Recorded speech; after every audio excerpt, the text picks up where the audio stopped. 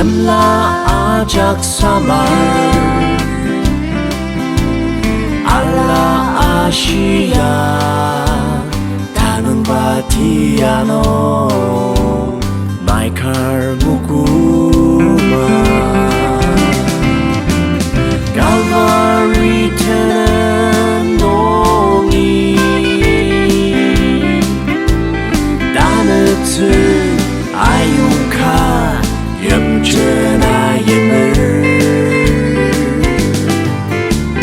Isu tao chi ayo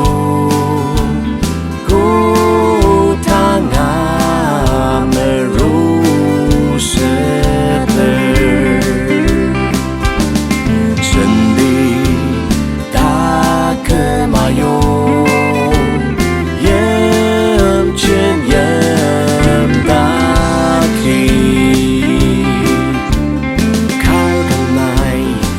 Ayong to you Anano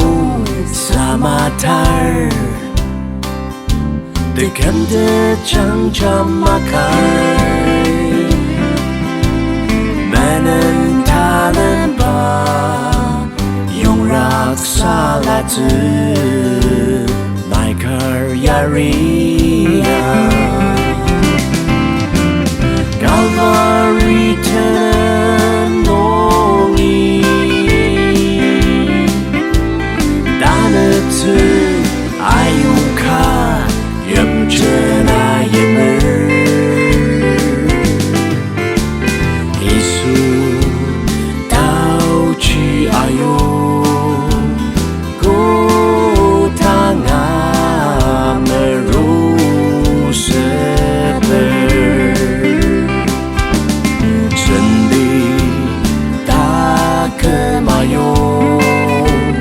Yem chen yem daki Kalganai iba ayong to you Giyunger da jungkar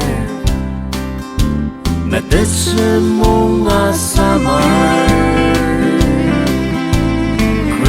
Makasir no Temolong lema pilem ra Sama te asang sa